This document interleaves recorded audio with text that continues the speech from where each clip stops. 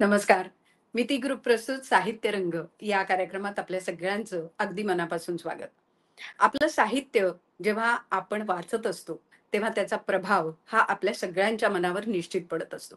किंबहुना समाजमनाचा आरसा असंही लेखनाला म्हटलं जातं आणि त्यामुळेच आजच्या काळातलं लेखन नेमकं कसं होतंय, आजच्या काळातले लेखक, कवी नेमका कसा विचार करतायत, कोणते विषय आपल्यासमोर मांडतायत, याच दृष्टिकोनातनं साहित्य रंग या आपल्या व्यासपीठाची सुरुवात झाली आणि कवी आणि लेखकांचं हक्काचं व्यासपीठ आज एका महत्त्वाच्या टप्प्यावर येऊन ठेपलंय. आज साहित्य रंगाचा 25वा भाग आहे आणि त्यामुळेच आजच्या या कार्यक्रमात आपण काही विशेष पाहुण्यांना बोलावलेलं आहे. आपण त्यांची ओळख करून घेऊया. अखिल भारतीय साहित्य महामंडळाच्या माजी अध्यक्ष आणि प्रसिद्ध लेखिका डॉक्टर माधवी वैद्य आज आपल्या सोबत आहेत. माधवीताई, नमस्कार, स्वागत आहे. नमस्कार. नमस्कार. आणि त्याचबरोबर गेली 30-35 वर्ष उत्तम अभिनेता म्हणून, कवी सौमित्र म्हणून ख्यातकीर्त असलेला आणि एकाच वर्षी 2 राष्ट्रीय पुरस्कार मिळवणारा गुणी अभिनेता किशोर कदम अर्थात कवी सौमित्र याचंही स्वागत करूया. किशोर, स्वागत आहे. नमस्कार. नमस्कार. नमस्कार. नमस्कार. आणि किशोर, माधवीताई, आम्हाला सांगायला खूप आनंद वाटतो की साहित्य रंगचा आज 25वा भाग सादर करताना याची एक महत्वाची कडी जी आहे, जी साखळी महत्वाची आहे, जो दुवा महत्वाचा आहे, तो म्हणजे या कार्यक्रमाच्या निमंत्रक म्हणजे शिवसेना नेत्या, महाराष्ट्र विधान परिषदेच्या माननीय उपसभापती डॉक्टर नीलमताई गोऱ्हे. नीलमताई, स्वागत आहे आपलंही. नीलमताई, आज ही 2 गुणी कलाकार आपल्याकडे आलेले आहेत खऱ्या अर्थाने आणि लेखनातनं ते आपल्या व्यक्त होतच असतात. तर आपण त्यांचं स्वागत करावं अशी मी आपल्याला विनंती करते. उत्तरा, किशोरजी कदम आणि डॉक्टर माधवी वैद्य या दोघांना महाराष्ट्रातलं कोणी ओळखत नसेल असं मला वाटत नाही. किती त्यांचं प्रसिद्ध कार्य, आणखीन अष्टपैलू व्यक्तिमत्व आणि रौप्य महोत्सवी आजच्या कार्यक्रमाला खूप अजून मोठ्या उंचीवरती नेणारं त्या दोघांचे कर्तृत्व आहे. किशोर कदम यांचं तर ध्यासपर्व फँड्री याला पुरस्कार मिळालेला आहे. गोदाकाठ आणि अवांछित त्याला राष्ट्रीय पुरस्कार मिळालेले आहेत. परंतु तुमची ओळख कशी करून द्यायची याच्याबद्दल मी स्वतः जरा माझ्या मनातही गोंधळ उडाला. कारण तुम्ही जी पुढच्या कविता वाचणार आहात त्याच्यात कवीला लेखकाचा हेवा वाटतो, मग लेखकाला काय वाटत असेल असे प्रश्न पडले. त्याचं गीतकार, अभिनेता, लेखक आणि किशोरजी सांगायला हरकत नाही, मी प्रेक्षक पण आहे तुमची, त्याच्यामुळे काही वेळेला तुमचा खूप राग येतो. काही पात्र जे तुम्ही करता त्याच्यामध्ये बघितलं तर हे तुमचं अभिनेता म्हणून खूप मोठं यश आहे आणि त्याच वेळेला एक संवेदनशील व्यक्तिमत्वही तुम्ही बऱ्याच वेळेला जी आकारता आणि त्याच्यामध्ये विशेषतः फॅन्ड्री मधली अगतिकता ती सगळी जी दिसते ती बघितल्यावरती कोणाचे काळीच फाटून जावं अशा प्रकारचं तुम्ही भावना त्या माणसाच्या मनापर्यंत पोहोचवण्यात नेहमी यशस्वी होता. मला 16 पुरस्कार मिळालेले आहेत आणि तुमचं टोपण नाव सौमित्र आहे. ते पण प्रसिद्ध आहे तेवढंच. मला सुरुवातीला असं वाटायचं 2 माणसं असतील असं. सौमित्र म्हणजे एखादा हळूवार कविता लिहिणारा माणूस आणि किशोर कदम म्हणजे असं दणदणीत असं संघर्षशील असं लिहिणारं. पण नंतर मला दोन्ही एकत्रच आहेत म्हटल्यावरती म्हटलं मानलं तुम्हाला. आणि दोन्ही नावं तेवढीच प्रसिद्ध आहेत. आणि आज तुम्ही कविता वाचन करणार आहात. तुम्ही एक वेगळ्या प्रकारची, म्हणजे मी असं म्हणेन साहित्यिक आणि सर्जनशीलतेच्या बरोबर एक स्वतःचं ठाम मत असणारे पण साहित्यिक असतात. काही साहित्यिक भूमिका घेतात, काही घेत नाही. परंतु तुमच्या एकूण म्हणण्यामधून, वाचण्यामधून, लिहिण्यामधून, चित्रपटांच्या मधून जे तुमचं व्यक्तिमत्व तुम्ही साकारता आणि कळतं ते नक्कीच मराठी साहित्याचा गौरव करणारं आणि त्याचबरोबर विश्वामध्ये तुमच्या व्यक्तीकरण असणारी जी माणसं आहेत त्याच्यामध्ये अग्रणी नाव म्हणून झालेलं आहे असं मला निश्चितपणाने वाटतं. माधवीताईंना भेटायचा मी किती वर्ष प्रयत्न करते की कुठेतरी माधवीताईंना भेटता येईल, कारण इतकं मला खरं सांगायचं त्यांचा विरह झालेला आहे आणि त्यांना रस्त्यात भेटायचं तर मी राजकारणी असल्यामुळे असं काहीतरी म्हणते असं त्यांना वाटणार नाही, मला खात्री आहे. पण खूप त्याला आपण म्हणू कार्यशील, कृतिशील. त्यांनी पुस्तकं 25 लिहिलेली आहेत, माहितीपट केलेले आहेत, महाराष्ट्र साहित्य परिषदेच्या कार्याध्यक्ष आणि विशेष म्हणजे अखिल मराठी साहित्य महामंडळाच्या त्या 108 वर्षातल्या, म्हणजे 108 आकडा कसा आला मला माहित नाही, पण 108 फार महत्वाचा आकडा मानला जातो. बऱ्याचशाने महिला झालेल्या अध्यक्ष आणि त्यांच्या सगळ्या कामाची पद्धत, कर्तृत्व, त्यांचा स्ट्रगल, त्यांनी घेतलेले कष्ट आणि परिश्रम, गुमांचं साहित्य संमेलन, सासवडचं साहित्य संमेलन, त्याच्यामध्ये मी स्वतः अनुभवलेलं आहे, पाहिलेलं आहे. बोधचिन्हापासून ते प्रत्येक गोष्टीपर्यंत निगुतीने त्यांनी केलेलं काम पाहिलेलं आहे आणि त्यांना आजचे त्यांनी ते वाचन करणारे त्याच्यामधून सुद्धा ते दोन्ही ऐकल्यावरती आपले वाचक, प्रेक्षक, रसिक सगळे म्हणतील की माधवी वैद्य मृदू व्यक्तिमत्व, बहिणाबाईंची गाणी त्यांनी सगळी सादर केलेली आहेत. फार सुरेल आणि भावपूर्ण पद्धतीने ती सादर केलेली आहेत. आम्ही त्यांना स्त्री आधार केंद्रातही बोलवून त्याच्याशी संवाद साधलेला आहे. पण हे जे आज त्यांनी जे साहित्यामधले 2 ललित लेख किंवा कथा म्हणू आपण, या ज्या स्वीकारलेल्या आहेत आणि व्यक्त केलेल्या आहेत, त्या वाचल्यावरती तुम्ही धाडसी लेखिका आहात हे पण मला वाटतं आहे. या प्रकारचे 2 अनुभव लिहायचे, आधी लिहायचे, परत ते सगळ्यांसमोर वाचायचे. त्याला स्वतःचा एक, ज्याला आपण म्हणू ठाम अशी एक स्वतःवरचा विश्वास आणि एक धाडसीपणा, निडरपणा लागतो की जो लेखकांमध्ये असतो. पण शेवटी कसं आहे की पुण्यामध्ये लिहिण्याला थोड्याशा काही वेळेला मर्यादा पडतात, पण अशा कुठल्याही मर्यादा तुम्हाला पडलेल्या मला दिसत नाहीत माधवी ताई. तुम्ही आज आहात, धन्यवाद. खूप तुमचं स्वागत करते. मला खूप आनंद वाटतोय आज तुम्ही भेटता याचं. आणि किशोरजी आल्यापासून मात्र मी तुम्हाला खूप गंभीर बघते, त्यामुळे मला आमची संयोजक म्हणून तुम्ही काही रागवलेत का काय 25 तसा तो कवी म्हणून गंभीरच आहे. तुमचं दोघांचे स्वागत करते आणि आपण उत्तर कार्यक्रमाला सुरुवात करूया. हो, नक्कीच. नीलमताई 2 वेगळी व्यक्तिमत्व तुम्ही जसं म्हणालात तसं आणि किशोरच्या कवितांमधनं तो जसा दिसतो, तो जसा असतो आणि अभिनेता म्हणून तो जसा वावरतो, ह्या सगळ्या गोष्टी आम्ही अनेक कार्यक्रम एकत्र केलेत त्यामुळे आम्हाला माहिती आहे. आणि माधवीताई तुमचं तर इतकं मोठं नाव आहे आणि इतक्या खूप गोष्टी तुम्ही केलेल्या आहेत. म्हणजे साहित्यातले अनेक प्रयोग तुमच्याकडनं झालेले आहेत आणि त्यामुळे मला असं वाटतं, की आमच्या 25व्या कार्यक्रमात आम्ही तुमच्या दोघांच्याही कार्याला सलाम करतो खऱ्या अर्थाने आणि त्या दृष्टीने आपल्या विषयाला आपण सुरुवात करणार आहोत. माधवीताई तुमचं आणखीन एक फार कौतुकच वाटतं असं मी म्हणेन, की साहित्य आहे, होमिओपॅथीची प्रॅक्टिस आहे, बाटिक पेंटिंग्स वगैरे आहे. म्हणजे इतक्या कला एकत्र एका व्यक्तीमध्ये सापडणं हा सुद्धा एक वेगळा थरार आम्हाला निश्चित जाणवतो आणि तो तुमच्या व्यक्तिमत्वातला तर आहेच, पण तुमच्या गुंफिरा या कथासंग्रहामध्ये एक वेगळा थरार तुम्ही मांडलेला आहे एका कथेमधनं. तर मला असं वाटतं, की आज सुरुवात करताना तुम्ही थरार या कथेपासून आपण सुरुवात करूया आणि मग पुढे आपल्या सगळ्या विषयाकडे वळूया. उत्तरा आणि नीलमताई, तुम्ही हा उपक्रम सुरू केलाय त्याला 25वा कार्यक्रम आहे ना, तर त्याच्यासाठी आधी शुभेच्छा देते तुम्हाला. आणि माझी खरंच एक अगदी वेगळ्या धाटणीची कथा आहे, थरार म्हणून, ती वाचते. हो, चालेल. थरार. नुकतीच तिची कोकणात नोकरीच्या निमित्तानं बदली झाली होती. पुण्यासारख्या शहरातून एकदम कोकणात जायचं म्हणजे तसं जीवावरच आलं होतं तिच्या. पुण्यातलं रुळलेलं स्वस्त जीवन कोकणात जाऊन आपल्याला लाभणार नाहीच, हे तर खरंच होतं, पण जायला तर हवंच होतं. पाणी, माणसं, परिसर साऱ्यांमध्येच अचानक बदल घडून येणार होता. पण स्थलांतरित होण्याचा निर्णय तर झाला होता. एका दृष्टीनं हे स्थलांतरित होणं तिला बरंही वाटत होतं. कारण पुण्यात आता पहिल्यासारखं स्वास्थ्य राहिलं नव्हतं.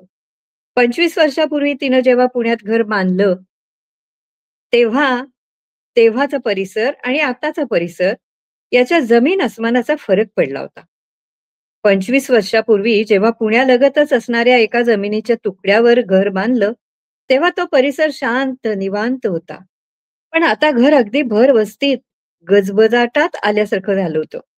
तिच्या तेव्हाच्या एकांड्या वाटणाऱ्या घराभोवती आता सिमेंटची जंगलच्या जंगलं उभी राहिली होती आणि माणसांची जंगलही घनदाट झाली होती. तेव्हाच इथे पक्ष्यांचे आवाज कुठे पळून गेले होते आणि वाहनांचे हॉर्न्स, ॲम्ब्युलन्सचे जीवघेणे भोंगे पूर्वीच्या शांत वातावरणाला अगदी अस्वस्थ करत होते. पूर्वी त्या परिसरात पाणी नव्हतं. तो परिसर कॉर्पोरेशनमध्ये आला आणि पाण्याची मुबलकता झाली. परिसर झपाट्यानं बदलत गेला. आता कोकणात गेल्यावर जरा निवांत वाटेल, शांत वाटेल असं तिला वाटत होतं. आणखीही एका गोष्टीतून या स्थलांतरित होण्यानं सुटका होईल असं तिला वाटत होतं. तिच्या घराशेजारी एक ओनरशिपची बिल्डिंग उभी राहिली आणि त्या बिल्डिंगच्या दुसऱ्या मजल्यावर बरोबर तिच्या घराच्या खिडकीसमोरील खिडकीतून कोणीतरी तिला हाक देत आहे असं वाटून तिनं खिडकी उघडली. तर एक बाई, "ए, ए हाडळ, ए डाकीण" असं म्हणून तिला बोलवत होती. तिच्या अंगावर काटाच आला. आत्तापर्यंत सन्मान मिळवून समाजात वावरणारी ती, तिला कोणीतरी अशा प्रकारे हाकारावं हे तिच्या स्वप्नात सुद्धा आलं नव्हतं. तिनं त्या हाकेसरशी उघडलेली खिडकी फटकन लावून घेतली, पण हाका काही थांबेनात. तिनं शेवटी खिडकी किलकिली करून बाहेर डोकावून पाहिलं. समोरच्या खिडकीतला एक चेहरा कसा तरीच दिसत होता. कृश, अशक्त, विचित्र, भांबावलेला. खरंच कसा तरीच. तीच बाई होती आणि तिची नजर स्थिरावत नव्हती. ती शुकशुक करून टाळ्या वाजवून तिला बोलवत होती. "श्क, ए, ए हाडळ, श्क, ए डाकीण." ती पटकन खिडकी लावून घरात गेली आणि आरशासमोर उभी राहून स्वतःला निहाळत राहिली. "अशा दिसतो आपण? हडळीसारख्या?" तिच्या लक्षात आलं. आपले हल्लीचे पांढरे लांब सडक केस न्हाऊन मोकळे सोडले तर कदाचित असं वाटत असावं का? आपण न्हायल्यावर लांब सडक केसांना उन्हात सुकवण्यासाठी व्हरांड्यात बसतो कधी कधी. तेव्हा हिनं आपल्याला बहुतेक बघितलं असणार. या विचारानं तिलाच हसू येत होतं. तिनं आपल्या मोकळ्या केसांचा चटकन आंबाडा घातला आणि ती घराकडे वळली. पण घरकामात काही तिचं लक्ष लागेना. तिच्या मनाला एक चाळाच लागला होता. सारखी खिडकी किलकिली करायची आणि ती बाई समोर आहे का याचा वेध घ्यायचा. बरं हाका तरी काय मारत होती ती? म्हणे हडळ, डाकीण अशा नावाने आतापर्यंत संबोधण्याचं धारिष्ट कोणाला झालं नसतं, इतकी ती दिसायला सुरेख होती. वय झालं तरी मूळचं सौंदर्य लपत नव्हतं तिचं. चला, आता आपण इथून हलणारच आहोत. त्यामुळे आपल्या मागील या हाकांचा ससेमिरा सुटेल एकदाचा, तिला वाटलं. आपल्याबरोबर नेमकं काय घ्यायचं, काय नाही याची एक यादीच तिनं केली आणि ती कामाला लागली. बघता बघता निघायची तारीख उजाडली. तिनं सारं सामान व्यवस्थित गाडीत चढवलं आणि देवघरातले देव एका बॉक्समध्ये व्यवस्थित बांधून घेतले. निघताना परत तिच्या कानी हाका आल्याच. "श्क, श्क, श्क, श्क, ए, ए, ए, ए, ए हाडळ, ए डाकीण." तिनं देवाचं नाव घेत खिडकी किलकिली केली. बाहेर बघितलं तर ती बाई परत आपली खिडकीत उभी. हाका देतच होती ती. यात काही अर्थ नाही अशा भावनेनं तिनं आपल्या घराची ती खिडकी आता काही काळापुरती कायमची बंद करून टाकली. आता आपण इथे परत येऊ तेव्हाच ही खिडकी उघडायची. तोवर तरी हा छळवाद थांबेल. काय प्रकार आहे ना हा? काय भोग आहेत आपल्या वाट्याला आलेले? या हकांनी तिचं स्वस्थ जीवन फार उद्ध्वस्त करून टाकलं होतं एवढं मात्र खरं. जाऊ दे. आपला काही पुनर्जन्म वगैरेवर अजिबात विश्वास नाही हे तर खरंच आहे. पण ही बाई आपल्यालाच का त्रास देते? आपण काय असं घोडं मारलंय हिचं? असले हे विचित्र भोग आपल्याच वाट्याला का यावेत? ही खिडकी म्हणजे मायाजाळ झालंय आपल्यासाठी. आता ती खिडकी, ते घर तिला नकोसं झालं होतं. मनातूनच उतरलं होतं तिच्या. म्हणूनच कोकणात बदली झाली ही एक प्रकारे सुटकाच वाटत होती तिला. ती कोकणात येऊन पोहोचली. तिच्या राहण्याची व्यवस्था गर्द आमराई असलेल्या जागेतील घरात केली होती. खूप छान होतं घर, टुमदार, तिला आवडेल असं. निवांत होतं, शांत होतं. आजूबाजूला घरं होती, पण अंतरावर. राखणीसाठी हवालदारही होता. थोडे दिवसांनी तिच्या सामानाची व्यवस्थाही छान लावली गेली. सामान तिच्या मनाजोगतं लावायला तिच्या घराच्या त्या रखवालदारानं तिला मदत केली. घराच्या अवतीभोवती उंचच उंच माड होते. संध्याकाळच्या वेळी ते वाऱ्याच्या साथीनं डोलायचे. मजा वाटायची तिला. रात्रीच्या वेळी काजवे चमकायचे. तिचा रखवालदार तिला सांगत होता, "बाईनू, रातचे गाडीतून एकटे इल्या तर सावध रवा हा. ती उत्तरली, सावध म्हणजे? रखवालदार म्हणाला, सावध म्हणजे रातच्या कोण आहे तुमची गाडी थांबत? ती हसत म्हणाली, कोण रे थांबवणार आहे? तो म्हणाला, नाही नाही नाही, म्हणजे कोकणात भुताखेतांचा वावर खूप आहे ना. हडळ, डाकीन, भुताटकी कोण आहे अडवत? ती दबक्या आवाजात म्हणाली, अरे काहीतरी काय बोलतोस? गप्प बस, गप्प बस. तो म्हणाला, मिया आपला आपला हुनान सांगतय.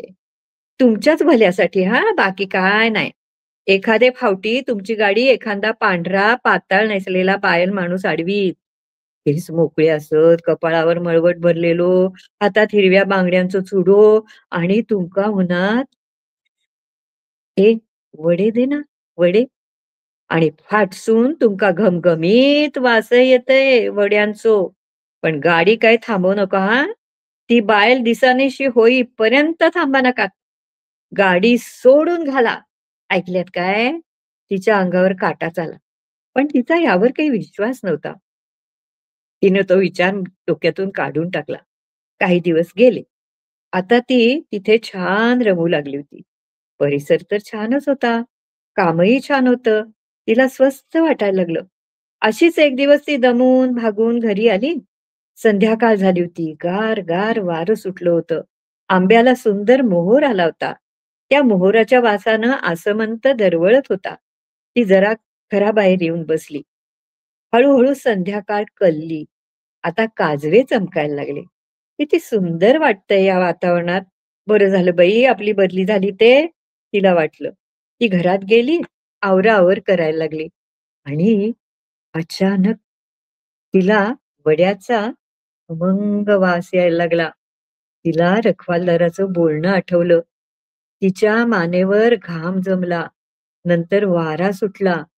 खमंग वड्याच्या वासाची तीव्रता वाढत वाढत वाढत गेली. ती चांगलीच भेदरली. आता आपण एकट्याच या घरात. आजूबाजूला कोणी नाही. रात्रीची वेळ, बाहेर अमावास्येचा काळोख आणि अशा अवस्थेत तिच्या कानी ती हाक आली. "ए, ए हडळ, ए डाकीण." तिनं घाबरून खिडकीतून बाहेर पाहिलं, तर तीच बाई पांढरं पातळ नेसलेली, मळवट भरलेली, हातात हिरवा चुडा, पुण्याच्या घराच्या खिडकीतून दिसत होता ना, तोच, अगदी तसाच तोंडवळा. आणि ती म्हणतच होती, "ए, ए हाडळ, ए डाकीण, अगं इकडे बघ, वडे दे ना, वडे, वडे." आता मात्र ती चांगलीच बेदरली होती. इतक्यात तिच्या घरातला फोन खणखणला. तिनं घाबरतच तो उचलला. पलीकडून तिची मुलगी बोलत होती. "अगं मम्मी, मी बोलतेय गं." ती उत्तरली, "अगं हो ना. काय गं? कशी आहेस? घरी सर्व ठीक आहे ना गं? उघडलं होतंस का घर? झाडून बिडून घेतलंस ना?" तिची मुलगी उत्तरली, "अगं हो, हो. इथे सगळं अगदी व्यवस्थित आहे. आणि हो, अगं तुला एक आनंदाची बातमी सांगायची आहे गं. कालच रात्री बरं का, ऐकतेस ना गं? कालच रात्री तुला ए हडळ, ए डाकीण म्हणून हाक मारणारी ती बाई होती ना, अगं ती अचानक गेली बरं का काल. नाही, आता निर्धास्त राहा. मी म्हणते काय, काळजी नको, हां." बापरे! तिच्या मनानं आणखीनच धक्का घेतला. हं. तर ही कथा मला वेगळ्या धाटणीची म्हणून मी वाचली. तुम्हाला कशी वाटली तुम्ही जरूर सांगा. धन्यवाद.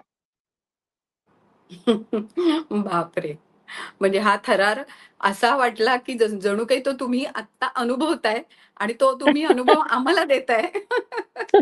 असं जणू काही वाटलं आणि खरोखरच कोकणातली भूतखेतं आणि त्यांच्याविषयीच्या सगळ्या कथा, कल्पना अशा ज्या ऐकलेल्या आहेत, तो एक वेगळा थरार माधवीताई तुमच्या कथेने आम्हाला खऱ्या अर्थाने दिला. आपण किशोरच्या कवितांकडे वळणार आहोत. कवी सौमित्र या नावाने किशोर या अतिशय सुंदर कविता वेगवेगळ्या विषयाच्या, वेगवेगळ्या धाटणीच्या आणि तरीही मी हा तुझा पहिला काव्यसंग्रह आणि त्यातून आलेल्या काही कविता आणि नंतरच्याही काळातल्या कविता. तर त्यातल्या काही निवडक कविता आज आम्हाला सुरुवातीच्या टप्प्यात कोणते ऐकवतोयस? येस, मी आजच्या कार्यक्रमासाठी मुद्दाम पुस्तकं आणि आपलं जे वाचन आहे आणि जे हां. लोक पुस्तकाबद्दल आणि वाचनाबद्दल पॅशनेट आहेत, हाच विषय निवडलेला आहे, पुस्तक आणि वाचन. ओके. तर आणि आज प्रामुख्याने नीलमताई आहेत आणि त्या सभापती आहेत तिकडच्या. तर हं, हं. मी त्या आहेत म्हणून एक कविता निवडली आहे मुद्दाम. बरं. मध्ये एक ही राजकारणावरची कविता आहे की नाही मला माहिती नाही, बहुतेक नसावी. हं. फ्लोर टेस्ट जी झाली तिकडे संसदेमध्ये, फ्लोर टेस्ट झाली त्याच्या म्हणजे तो फ्लोर टेस्ट हे अ, आता आय डोंट नो, कविता वाचतो मी सरळ. हं, नीलमताई हं. ऐका. ऐका. फ्लोर टेस्ट एक थ्रिलर. ओके. फ्लोर टेस्ट एक थ्रिलर. आता क्लासिक माहीत असलेले, पचवलेले, जगलेले, शिकवलेले, आठवलेले, विसरलेले सगळेच आपण थ्रिलरच्या चक्रव्यूहात आहोत. आता क्लासिक माहीत असलेले, पचवलेले, जगलेले, शिकवलेले, आठवलेले, विसरलेले सगळेच आपण थ्रिलरच्या चक्रव्यूहात आहोत. खरं सांगू, क्लासिक फक्त समीक्षक बुद्धींसाठीच असतं. खरं सांगू, क्लासिक फक्त समीक्षक बुद्धींसाठीच असतं. आपण वाचणारे, लिहिणारे, पुढे काय होणार यातच मोठे झालेलो असतो.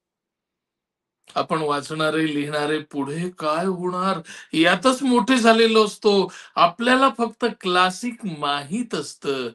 राजकारण नेहमीप्रमाणे सार्वकालिक क्लासिक होत चाललं असून आपण सगळेच तात्कालिक थ्रिलर झालो आहोत.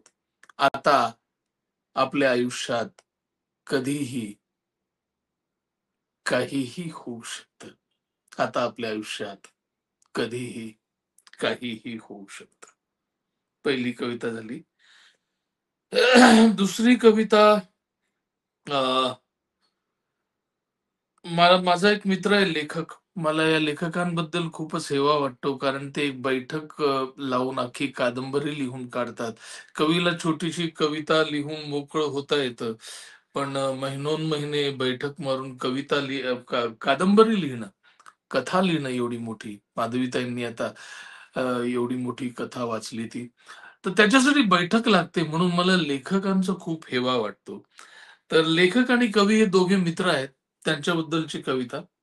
कवीला लेखकाचा हेवा वाटतो. कवीला लेखकाचा हेवा वाटतो, लेखकाला कवीचा. एकमेकांना समजून घेत ते बुडून जातात पेल्या चहाच्या, कधी दारूच्या. मग चहा आणि दारू, लेखक आणि कवी कवितांसारखे झिरपत जातात, कादंबऱ्यांसारखे पसरत जातात एकमेकात. मग चहा आणि दारू, लेखक आणि कवी कवितांसारखे झिरपत जातात, कादंबऱ्यांसारखे पसरत जातात एकमेकात. खूप बोलून बधीर झाल्यावर हळूहळू निरोप घेतात, निर्जन होत जातात, शेवटची गाडी निघून गेलेल्या प्लॅटफॉर्म सारखे. एकमेकांचा हँगओव्हर इतका की रस्ते आठवत नसले तरी बरोबर स्वतःच्या घरासमोरच थांबतात त्यांच्या रिक्षा, त्यांच्या टॅक्स्या. सकाळी उठल्यावर एक जण दुसऱ्याला फोन करतो, गुड मॉर्निंग, कसा आहेस, वगैरे वगैरे वगैरे. आणि फोन ठेवता ठेवता कुणीतरी अचानक म्हणतो, अरे तुझ्या चपला चुकून घालून आलो मी काल, माझ्या चपला तुझ्याकडेच राहिल्यात. चपला घट्ट किंवा सैल होत असल्याचं सांगणं टाळतात पण शेवटपर्यंत एकमेकांना. आता कवीला लेखकाचा हेवा वाटत नसतो, लेखकाला कवीचा. चपला घट्ट किंवा सैल होत असल्याचं सांगणं टाळतात पण एकमेकांना शेवटपर्यंत, कारण आता कवीला लेखकाचा हेवा वाटत नसतो, लेखकाला कवीचा. तिसरी कविता. पुस्तकांची माणसं. पुस्तकांची माणसं. पुस्तकांची माणसं पुस्तकांसारखीच वावरत असतात आसपास, सबकॉन्शियस मनातल्या अनेक गोष्टींसारखी, संदर्भांसारखी, अनेक पुस्तकातल्या अंडरलाईन करून ठेवलेली, कधीही लागतील म्हणून. अंडरलाईन करून ठेवलेली, कधीही लागतील म्हणून, वर्तमानातल्या त्या काळात जशी असतात काही माणसं सतत समोर, तशीच असतात. नुकतीच घेतलेली काही पुस्तकं रोजच्या टेबलवर हारीनं मांडलेली. सकाळी चहा घेताना, जेवताना, दुपारी, रात्री, झोपण्याआधी समोर असतात, नसतात. जशी राहून गेलेली कामं आठवतात, विसरण्याच्या सीमेवर पुस्तकांसारखीच वावरत असतात. पुस्तकातली माणसं पुस्तकांसारखी वावरत असतात आसपास. धन्यवाद. वा, वा. पुस्तकातली माणसं कशी कशी भेटू शकतात हे खरं तर किशोर तू इतक्या छान पद्धतीने कवितेच्या माध्यमातून सांगितलंस. आणि मला वाटतं माधवीताई, कवी कसा असतो याचं आम्ही तुम्हाला काय उदाहरण देणार. कारण 13 कवींवर महाराष्ट्रातल्या तुम्ही दूरदर्शन मालिका केलीत आणि त्यातनं तुम्हाला अनेक कवी भेटले आणि मग ते चित्रण एका पुस्तकाच्या रूपातनं सुद्धा तुम्ही केलं. कवी शब्दांचे ईश्वर असे साकारले कवी. आणि मुळात ज्यांच्यावर दुर्बोधतेचा शिक्का आहे असं म्हणू, एका दृष्टीने अभिशाप आहे असंही म्हणता येईल. पण तरीही त्यांच्या संध्याकाळच्या कविता आपल्या सगळ्यांच्या मनात रेंगाळतात. किंवा ती गेली तेव्हा रिमझिम पाऊसनी नादत होता हे म्हटल्याशिवाय आपण ती ती त्या शब्दातली सार्थकता आपल्या पुढे येत नाही. आणि या ओळी घेतल्यानंतर कोण कवी हे वेगळं सांगायची गरज राहत नाही. त्यामुळे कवी ग्रेस यांच्यावरचा जो तुमचा लेख आहे तो तुम्ही वाचावा. हा, उत्तरा. हो, खूप भाग्ययोग माझ्या आयुष्यात आला की 13 कवींवर मालिका केली. खरं. आणि नीलमताई, त्याच्या पाठीमागचे जे काही प्रसंग होते त्याच्यावरती हे पुस्तक मी लिहिलेलं आहे. तर ग्रेसचा विलक्षण अनुभव मला एपिसोड करताना आला. त्यातला हं. काही भाग मी वाचते. आमची मालिका दूरदर्शनवर लागायला सुरुवात झाली होती आणि या मालिकेचा एक एक भाग जसजसा पुढे सरकत होता तसतसे कविरायांचे म्हणजे ग्रेसचे माझ्या घरी फोन येण्याचं प्रमाणही वाढायला लागलं होतं. त्यांचा असा फोन साधारणतः सकाळी सकाळी 5:45-6ला यायचा. तो फोन अतिशय इंटेन्स असायचा बरं का. त्यात आपले नियोजित शूटिंग कसं होईल अशी आशंका व्यक्त केलेली असायची. तिकडून ग्रेस बोलायचे. मला वाटतंय की तुम्हाला शूटिंग द्यायला जरा मी हो म्हटलं असलं तरी त्याचा आता फेरविचार करावा. कारण सध्या अगदी डीप डिप्रेशनच्या काळातून मी जातोय. यातून बाहेर पडणं मला अत्यंत अवघड दिसतंय. कारण मला आता जगावसंच वाटत नाहीये. एक शब्दही माझ्या तोंडून बाहेर पडण्याची शक्यताच नाही, अशी माझी अवस्था आहे. इथवरच हे थांबायचं, इथवरच हे सारं थांबायचं असं नाही. असाही फोन यायचा. म्हणायचे, काही वेळा तर कधी-कधी कुठेतरी जाऊन हे जीवन संपवून टाकावं, असं वाटायला लागलंय. अगदी जीव देण्याची देखील भाषा व्हायची. आता हे अशा प्रकारचं त्यांचं फोनवरचं संभाषण ऐकल्यानंतर माझं काय होत असेल कल्पना करा. मी तर पार हादकून जायची. शूटिंगचा एवढा लम्हाजमा घेऊन पुण्याहून मजल मारत नागपूरला इतक्या लांब जायचं म्हणजे काही लहान-सहान म्हणजे सोपी गोष्ट तर नव्हतीच. पण याच बरोबर माझ्या मनात मात्र खोलवर कुठेतरी विश्वास होता, की नाही, ते जरी कितीही म्हणाले तरी आपण सगळं ठरवल्यासारखंच पार पाडायचं. आपण जे जे योजलंय ते व्यवस्थित पार पडेल. अजिबात कोलमडायचं नाही आपण. आता ग्रेसच्या नैराश्याने परिसीमा गाठायला सुरुवात केली होती. कविराय म्हणायला लागले, "आता मात्र मी संपूर्ण हेल्पलेस आहे. माझ्या हातून आता सगळंच सुटल्यासारखं वाटत आहे. जस्ट प्रे फॉर मी अँड कम. माझ्यासाठी काही प्रार्थना करा आणि नंतरच या.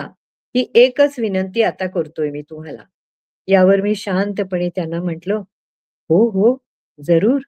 मी तुमच्यासाठी नक्कीच प्रार्थना करीन ग्रेस. सर्व चांगलंच होईल. विश्वास आहे मला. माझ्या मनातला सर्व आराखडा प्रत्यक्षात उतरवण्यासाठी मी देखील उत्सुकच होते.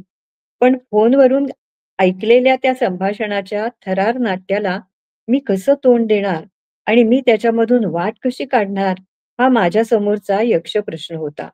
आणि हा यक्ष प्रश्न असला तरी त्यातून मी वाट काढीन असा आत्मविश्वास सुद्धा होता. आणि ती वाट मला एकदम दिसली. आणि ती कविरायांच्या एका वाक्यावरूनच दिसली. ग्रेस म्हणाले होते, "माझ्यासाठी प्रार्थना करा. जस्ट प्रे फॉर मी अँड कम."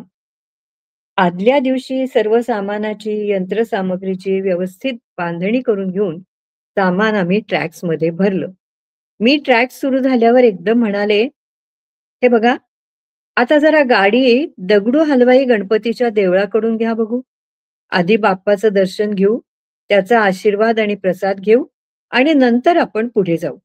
माझ्या म्हणण्याने सगळ्यांनाच आश्चर्य वाटलं. काहींनी विचारलं सुद्धा, "अरे, आज हे काय नवीनच काढलंय एकदम?" त्यांचं म्हणणं सुद्धा बरोबर होतं.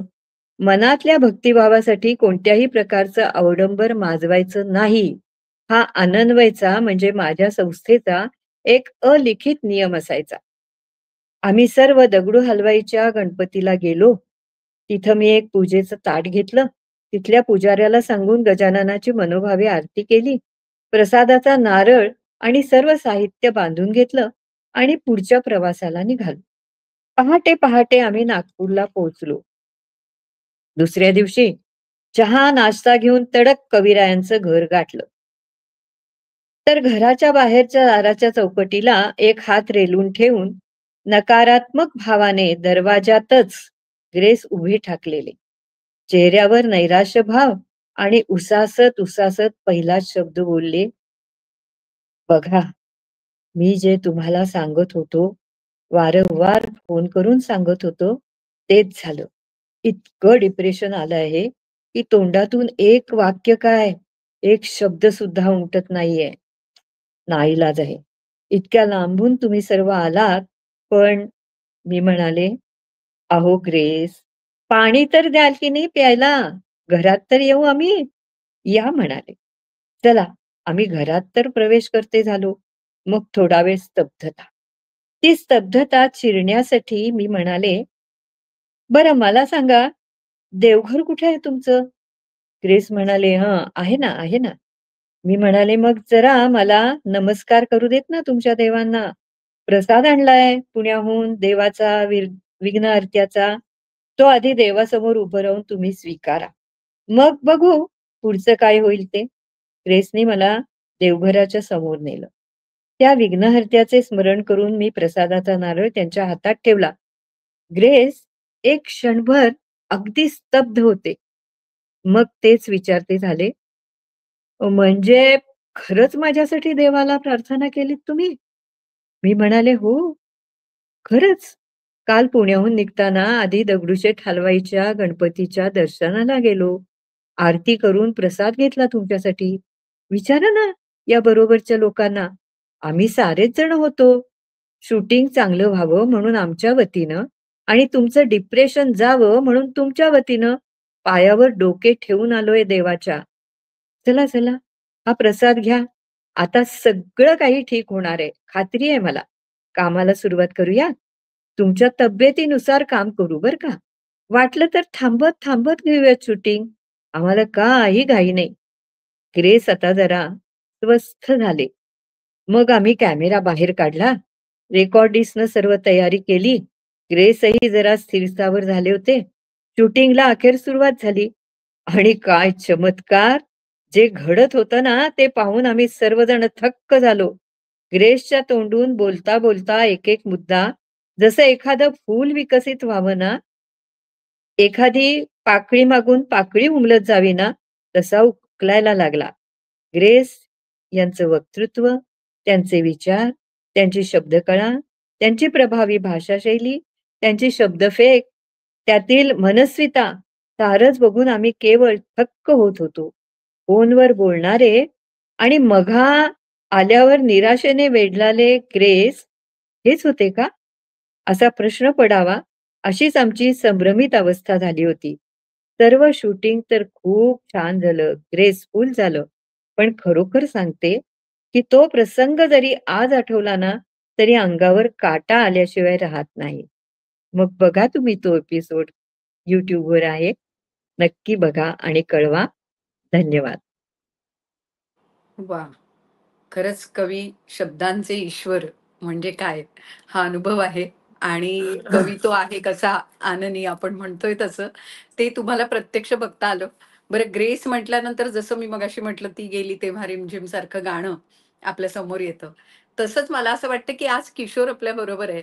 आणि जेव्हा आपण म्हणजे कविता तर त्याच्या उत्तम आहेतच, पण अनेक गाणी त्याची गाजलेली आहे. जसं की दिस चार झाले मन, किंवा माझ्या मनासारखं गाणं जे आशाताईंनी गायलेलं आहे, किंवा नकळता असे ऊन मागून येते. किशोर इतकं सुंदर गाणं आपली माणसं चित्रपटातलं आजही आम्हाला सगळ्यांना खूप छान आठवून जातं. किंवा अगदी अलीकडचं एक उनाड दिवस मधलं हुरहुर असते ती चौरी. हा. म्हणजे इतकं वैविध्यपूर्ण गाण्यातनं सुद्धा तू व्यक्त झालेला आहेस. तसंच कवितांमधनं सुद्धा. आणि आज खास ज्या कविता तू निवडल्यास, जसं मगाशी लेखकांविषयी घेतलंस, तसं वाचन आणि वाचन संस्कृती, वाचणाऱ्यांविषयी, पुस्तकांविषयी असं तू खूप लिहिलंस. तर या दुसऱ्या टप्प्यात आज काय सादर करतोयस? मी अभिनेता म्हणजे मी काय शाहरुख खान नाहीये किंवा मी सलमान खान सुद्धा नाहीये. मी एक साधा अभिनेता आहे आणि मराठी सिनेमाचा अभिनेता म्हटल्यावर त्याच्याकडे किती पैसे असतील, संपत्ती असेल याची कल्पना तुला येऊ शकेल. असो. तर मी माझ्या मुलासाठी एक कविता लिहिली आहे. बर. पुस्तक नावाची कविता आहे. मी मुलाला उद्देशून म्हणतोय, की मी गेल्यावर तुला वाटेल की आपल्या बाबांनी वाचली आहेत ही सारी पुस्तकं. मी गेल्यावर तुला वाटेल की आपल्या बाबांनी वाचली आहेत ही सारी पुस्तकं, पण नाही. अर्धही वाचता आलेलं नाही, येणारही नाही हे ठाऊक होतं मला, तरी मी जमवत गेलो होतो ही पुस्तकं. माझ्यासाठी माझ्या बापाने काहीच सोडलं नव्हतं मागे. माझ्यासाठी माझ्या बापाने काहीच सोडलं नव्हतं मागे, ही अक्षर ओळख सोडून फक्त. जिच्या मागे धावत मी पोचलोय इथवर, तुला समजावण्यासाठी की मलाही सोडता येणार नाही मागे काही स्थावर जंगम तुझ्यासाठी. मलाही सोडता येणार नाही मागे काही स्थावर जंगम तुझ्यासाठी. ही काही पुस्तकं आहेत फक्त. ही काही पुस्तकं आहेत फक्त, जी तुला दाखवतील वाट, चालवतील, थांबवतील, पळवतील, निस्तब्ध करतील, बोलतं करतील, कधी टाकतील संभ्रमात, सोडवतील गुंते, वाढवतील पायाखालचा चिखल, त्यात बुडवतील, अडवतील, तुडवतील, सडवतील, हरवतील, कधी सापडतील, तुझ्याशी काहीही करतील ही पुस्तकं. तू समोर आल्यावर नेहमीच कवेत घेऊन मी माझ्यातली धडधड तुला देण्याचा प्रयत्न करतो. तू समोर आल्यावर नेहमीच कवेत घेऊन कवेत घेऊन माझ्यातली धडधड मी तुला देण्याचा प्रयत्न करतो. तशीच ही पुस्तकं उघडतील मधोमध, पसरतील हात, मिठीत घेतील तुला, आपोआप होतील तुझ्या हृदयाचे ठोके. यांच्यात रहस्य आहेत दडलेली अनेक, उत्तरही असतील. प्रश्नांमध्ये कदाचित प्रश्नही नसतील. पण एक लक्षात ठेव, आपलं आयुष्यच सेल्फ हेल्प, फिलॉसॉफिकल, कधी कवितिक, पल्प फिक्शन कधी क्लासिक, किचकट, पण तितकंच सोपं असतं. या सगळ्यात म्हणजे क्लासिक, फिलॉसॉफिकल, पल्प फिक्शन या सगळ्यात वाईट काहीच नसतं. त्यावेळी हाती लागलेलं पुस्तक हे त्यावेळची गरज असतं, समज नसतं. मी नसेन मी नसेन तेव्हा ही पुस्तकं असतील, जी नेतील तुला जायचं आहे तिथं. पण मी जिथं असेन तिथं मात्र तुला पोहोचता येणार नाही. कारण मी आधीच होऊन गेलेलो असेन एखादी कविता, एखादी कथा, एखादी कादंबरी, एखाद्या पुस्तकातली. माझी प्रचंड आठवण आली की या प्रचंड ढिगाऱ्याकडे बघ. त्याच्यातलं ते पुस्तक शोध. तुझा पुढला प्रवास बघ कसा सोपा होऊन जाईल. तुझा पुढला प्रवास बघ कसा सोपा होऊन जाईल. दुसरी कविता. हे पान. अलीकडली एक कादंबरी वाचताना 153व्या पानावर खाडकन, तरी इतकी वर्ष आपण जिवंत कसे, हा प्रश्न विषारी नागासारखा अचानक डंख मारून गेला. अलीकडली एक कादंबरी वाचताना 153व्या पानावर खाडकन, तरी आपण इतकी वर्ष जिवंत कसे, हा प्रश्न विषारी नागासारखा अचानक डंख मारून गेला. आठवलं, आपणही डायरी लिहायचो तेव्हा. चांगल्या 200-200 पानी वह्या भरल्या होत्या ओतप्रोत आपल्या एकाकी दुःखानं. आठवलं, आपण ही डायरी लिहायचो तेव्हा. चांगल्या 200-200 पानी वह्या भरल्या होत्या ओतप्रोत आपल्या एकाकी दुःखानं. खरं तर तेव्हाच आत्महत्येच्या कड्यावर उभे होतो आपण. नंतर पुन्हा पुन्हा त्या कड्यावरून परतत राहिलो, जात राहिलो, पण उडी टाकली नाही कधीच. हे असं का झालं? केव्हा झालं? हा विचार येताच आठवला तो दिवस, जेव्हा एक दिवस जाळल्या होता आपण त्या दोन्ही वया. एक दिवस जाळल्या होत्या त्या दोन्ही वया आणि बोर झालो होतो रोज रोजचं आपलं रडगाणं वाचून. फाडून टाकल्या होत्या मग त्या वया कधीतरी. त्या दिवसापासून आपण कोडगे झालो. अगदी आलतू फालतू जगत इथवर आलो. कादंबरीच्या या पानापर्यंत. कादंबरीच्या या पानापर्यंत. जे वाचणारे आणि लिहिणारे जे असतात त्यांचं जग पुस्तकांचं असतं. आमचे मित्र सतीश काळसेकर यांच्याकडे हजारो पुस्तकं होती. पुस्तकांसाठी त्यांनी एक वेगळं घर घेतलं होतं. पण तुमच्या घरात जर वाचणार कोणी नसेल तर तुमच्या नंतर त्या पुस्तकांची काय अवस्था होते, हे जो पुस्तक वाचतो आणि जो पाहतो की पुस्तकं वाचणारा घरातून गेलाय त्यालाच कळत असतं. तर सतीश जी गेल्यानंतर लिहिलेली पुस्तकं, ही कविता, शेवटची कविता, की वाचणाऱ्याने एकतरी वाचक घडवावा पुस्तकांच्या घरात, नाहीतर त्याच्या जाण्यानंतर पुस्तकांना वाटत राहतं बरंच काही. वाचणारा निघून जातो ज्या घरातून, त्या घरातली सारी पुस्तकं अनाथ होतात, एकाकी होतात. कित्येक आठवणींचे बुकमार्क्स त्यांच्या पानापानात उगवून येतात. कधी, कसं, कुठून बोट धरून शोधून आणलं त्यांना, कशी दिली हक्काची जागा, कसा किती वेळा फिरवला हात मायेचा मुखपृष्ठांवरून, पानापानांवरून कसे सरकले डोळे मायाळू शब्दांवरून आपलंस करीत ओळी ओळींना.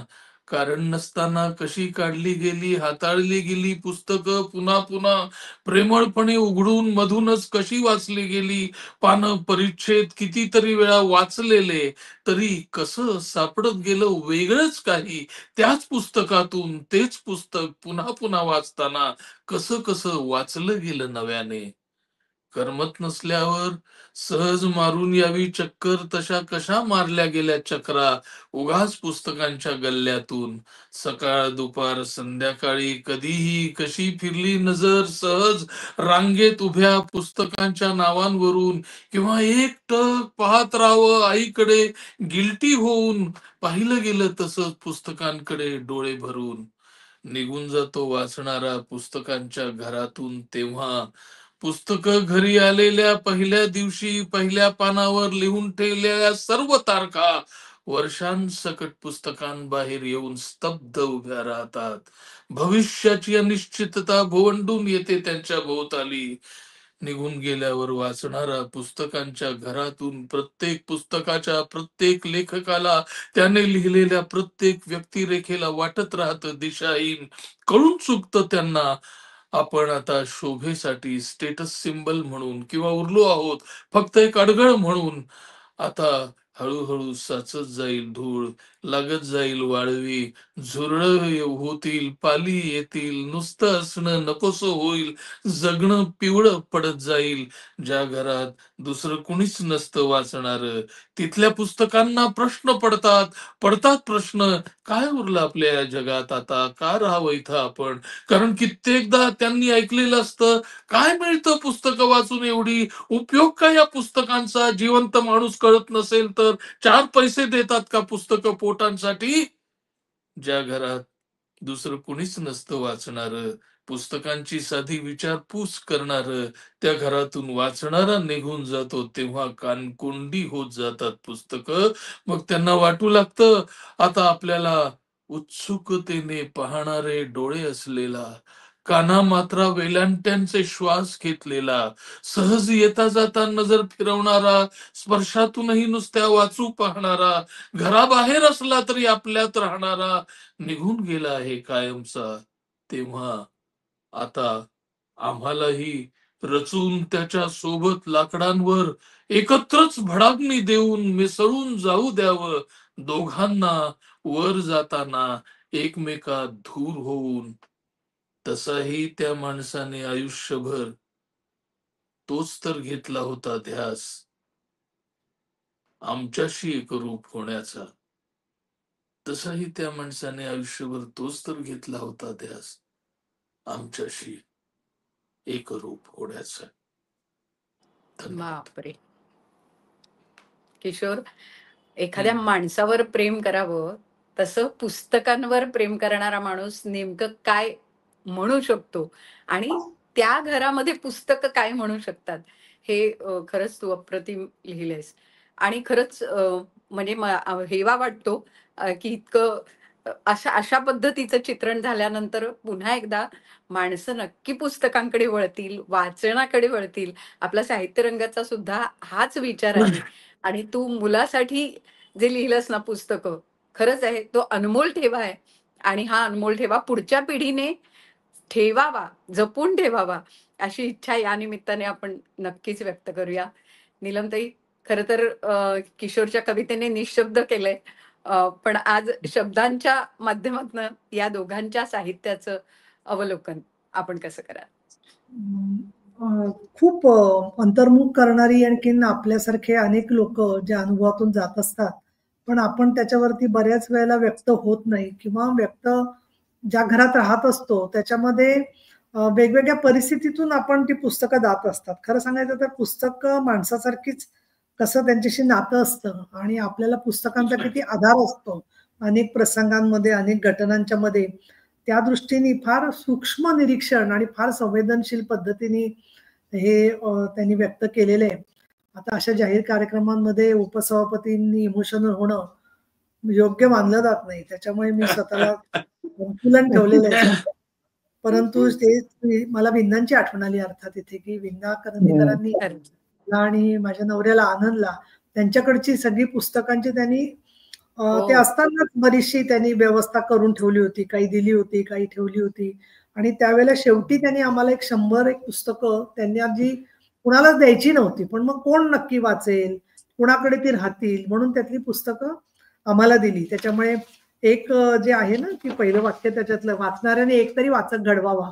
तर तसे खरंय. वाचक आम्ही आहोत हे त्यांना वाटलं असेल आणि त्याच्यामुळे त्यांनी दिलं. या कल्पनेने मला खूप भरून आले. पण दुसरं मला असं वाटतं, की त्यांनी जे मुलासाठी जे लिहिलेलं आहे, ते पण खूप छान आहे. पण सौमित्र एक सांगते तुम्हाला, की मुलांना हे सगळं कळतं. आपल्याला जे वाटतं ना, की मुलाला कळणार नाही, संपत्ती आहे का नाही, वाटणार.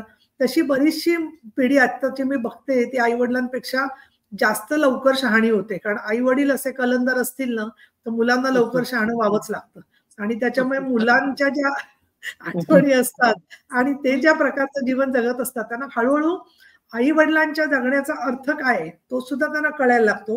आणि दुसरं मला तुमचं एक तुम्ही जे कवितेत लिहिलेलं आहे, की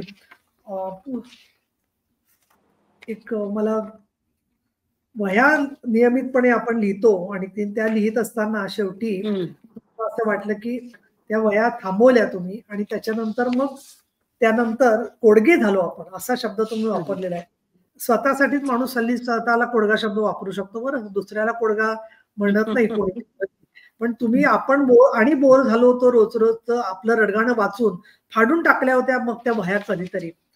या अवस्थेतून बऱ्याच वेळेला जाण्याची वेळ येते माणसाला आणि त्यामध्ये जे आहे आत्महत्येच्या कड्यावरून परत परत येत राहिलो आणि त्याचं आणि माधवीताईंनी लिहिलेली ग्रेसची मानसिकता याचं एक वेगळं ऋणानुबंध मला दिसतोय.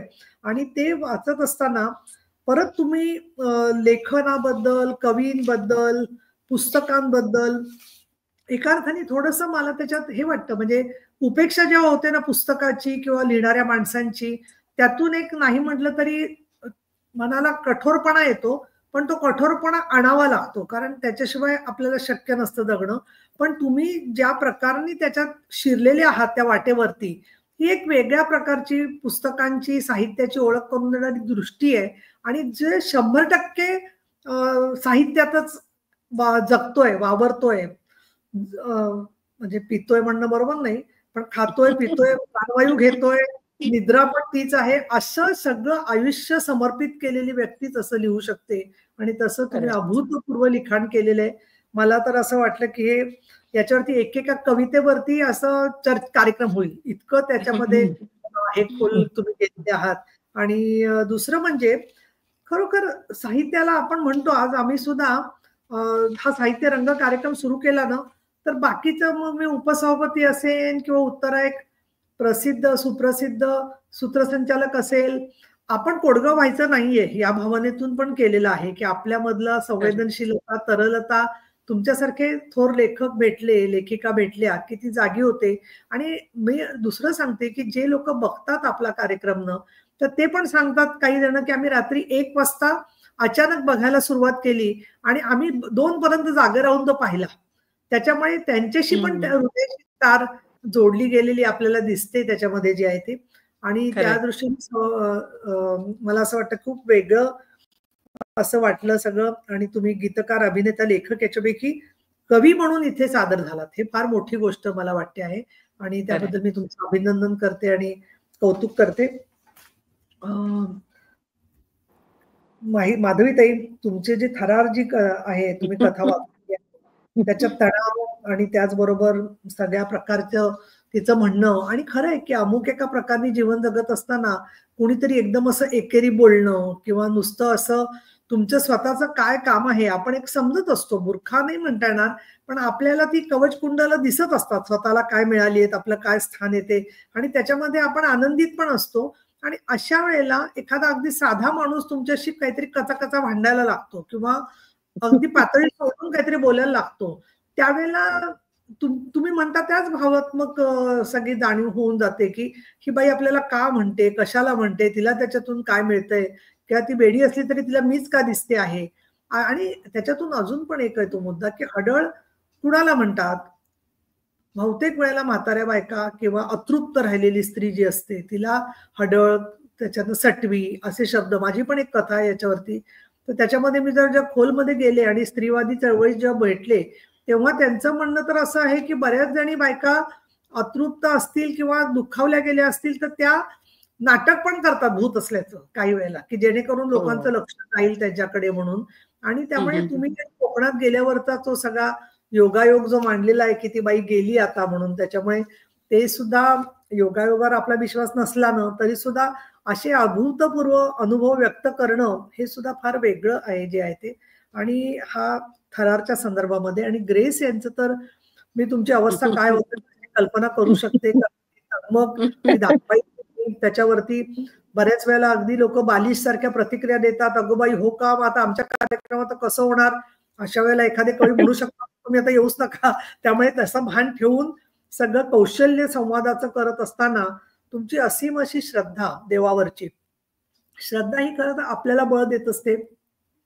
ग्रेस जे आहे त्यांना ते आपण प्रसाद दिला असता किंवा नसता दिला तरी ते तसंच बोलले असते की नाही, आपण काहीच याच्यावर बोलू शकत नाही. परंतु जो काय अनुभव तुम्ही ज्या सामर्थ्याने मांडलेला आहे आणि त्याच्यामध्ये कवीची सर्जनशीलता, तरलता कशाने व्यक्त होऊ शकते, तर जसं गवई त्याचे सूर लागतात, अगदी वेगवेगळ्या गोष्टींच्या मध्ये चित्रकाराला चित्राचे रंग स्वतःचे स्वतः सापडतात. तसंच ग्रेस यांच्या कवितांचं किंवा कुणाही लेखकाच्या कवितांचं असतं आणि त्यातून त्यांच्यासारखा अतिशय भावनाप्रधान आणि अनेक गोष्टींमध्ये गुंतलेल्या व्यक्तिमत्वाला भेटणं, ते धाडस करणं, त्यांच्याकडून ते व्यक्त करून घेणं, म्हणजे साहित्याची सेवाच तुमच्या हातून घडायची होती आणि त्याप्रमाणे ती सेवा तुमची घडलेली आहे. आणि दुसरं असं होतं की ग्रेस यांच्याशी बोलायला पण लोक घाबरायचे किंवा बरेच लोक म्हणायचे की संवाद त्यांना साधता येण्याला अडचण खरंय. येत होती. पण तुम्ही ते साध्य केलंच सगळं आणि याला कारण मला असं वाटतं की तुम्ही जशा साहित्यिक कवी आहात तसं तुम्ही एक मृदू व्यक्तिमत्वाच्या माणूस पण आहात, चांगल्या माणूस की ज्याच्यावरती विश्वास बसेल पटकन आणि तो चांगलंच आहे, तो विश्वास जो आहे तो साध्य होईल आणि मग तो त्या विश्वासातून मग ग्रेस बोलत गेलेले आहेत सगळे जे गेलेले आहेत ते. त्यामुळे कवी शब्दांचे ईश्वर हे सुद्धा एक आगळा वेगळा अनुभव आहे. सौमित्रजी मध्ये तुम्ही गायब झालात तेव्हा मी गायब म्हणजे दिसत नव्हता स्क्रीनवरती, तर फ्लोअर टेस्ट वरती बोलायचे थांबले होते. म्हटलं एखाद्या तुम्ही परत जॉईन फ्लोअर टेस्ट बद्दल बोलायचं थोडंच. प्रत्येक फ्लोअर टेस्ट वेगवेगळी असते बरं. मी एकदा कधीतरी आपण तपशीलवार गप्पा मारायला भेटू. आपलं बहुमत असतं त्यावेळेची फ्लोअर टेस्ट जी असते त्यावेळेला हार तुळशीचे पेढे वगैरे घेऊन आम्ही लोक तिथे हजर असतो कारण आपला मुख्यमंत्री होणार माहिती असतं. काही वेळेला एखादं विधेयक येतं विधान परिषदेमध्ये आणि काठावरचं बहुमत असतं आणि ती फ्लोअर टेस्ट मध्ये काय होईल माहित नाही. एखाद्या समरीतुमरी होईल, एखाद्या मध्ये गुद्दागुद्दी होईल, तर मग फ्लोअर टेस्ट न घेताच ते विधेयक पास करण्यात छानपणा आहे असं सुद्धा काही वेळेला होतं. काही वेळेला फ्लोअर टेस्टला जाणारे लोक असतात आणि बहुमत होणार असतं तरी काही लोक फ्लोअर टेस्टला सभागृहात न जाता बाहेर बसून राहतात 5-6 लोक आणि त्यांना माहिती असतं आम्ही गेलो नाही तरी हे निवडून येणार आहेत. मग त्याच्याची दोन्ही बाजूची सांभाळून घ्या सगळ्या गोष्टी. त्यामुळे तुम्ही जे म्हटलेलं इथे कधी काही होऊ शकतं याबद्दलचं ते खरं आहे. आणि फ्लोअर टेस्ट सारखं जीवन प्रत्येकाला वेगवेगळ्या प्रकारांनी जगावं लागत असतं. पण फ्लोअर टेस्ट वरती मी आता उपसभापती 6 वर्ष आहे, 23 वर्ष आमदार आहे. मला तरी फ्लोअर टेस्ट वरती कोणी कविता केलेली आठवत नाहीये. पण अटलची फ्लोअर टेस्ट झाल्यावरती वाचलेली स्वतःची कविता म्हटलेली होती.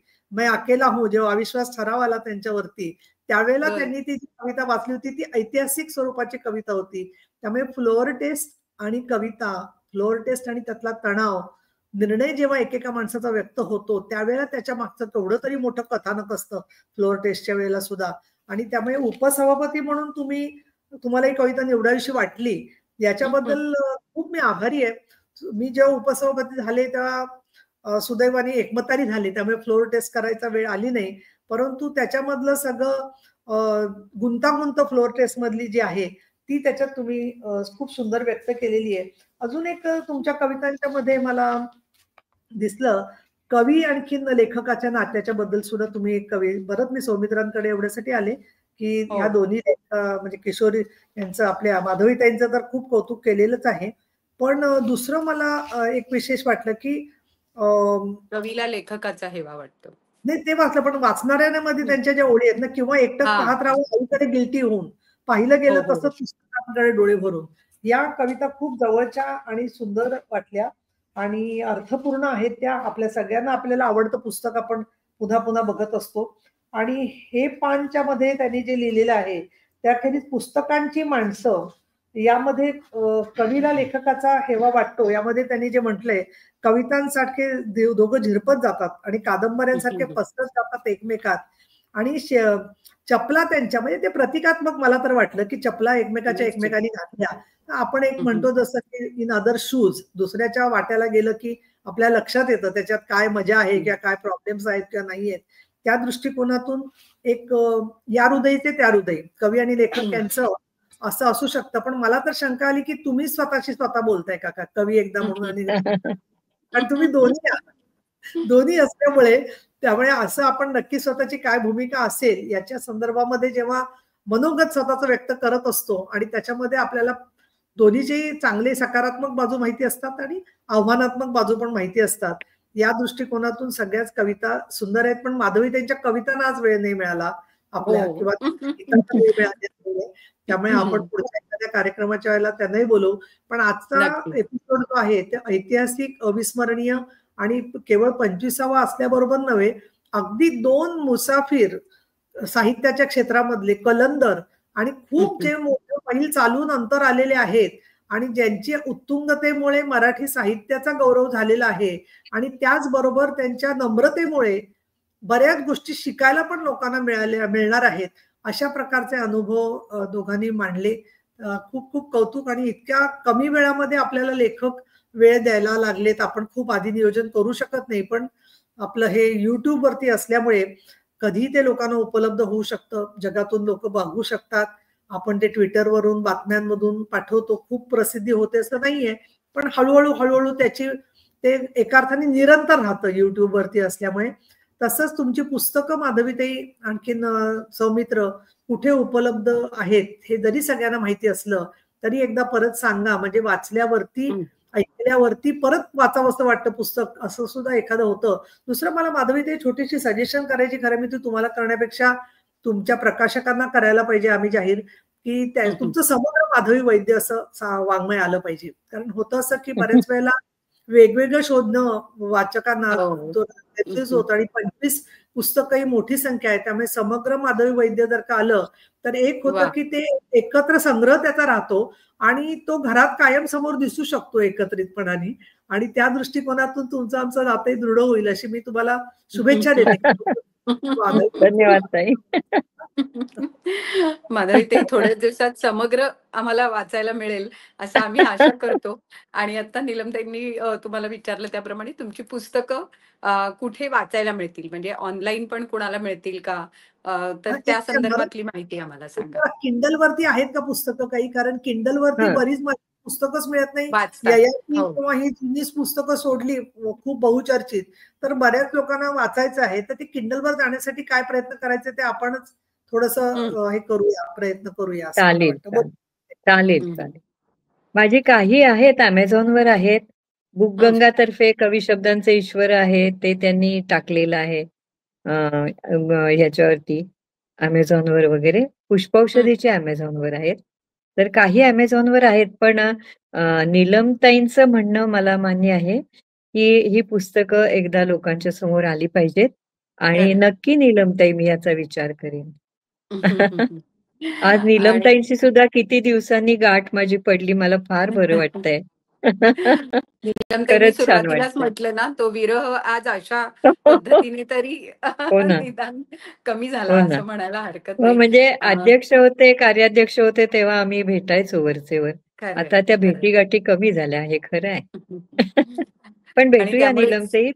भेटूया. तुम्हाला भेटल्यावर खूप बरं वाटतं. खरंय. आणि त्यामुळेच मला वाटतं साहित्य रंग सारखं माध्यम आहे, की जिथे आपण सारखे जोडलेले राहतो आणि हो. लेखक, कवी, वाचक आणि आम्ही असे सगळे आपण या निमित्ताने जोडलेले राहतो. किशोर खरंय. कदम यांच्याकडे नेटवर्कचा थोडा इश्यू आहे, त्यामुळे ते परत जॉईन नाही प्रॉब्लेम होऊ आहे. शकत आहेत. परंतु त्यांचं वाचन पूर्ण झालं आणि त्यांना त्यांच्या कविता आपल्याला त्याच्याकडनं ऐकायला मिळाल्या. हा एक खूप छान योग खरं तर चांगला जुळून आला. माधवीताई, अगदी मनापासून आभार तुमचे आणि पुन्हा पुढच्या शुक्रवारी भेटू अशाच नवीन लेखक आणि कवींसह. खूप धन्यवाद. हो. धन्यवाद, नमस्कार. धन्यवाद, धन्यवाद.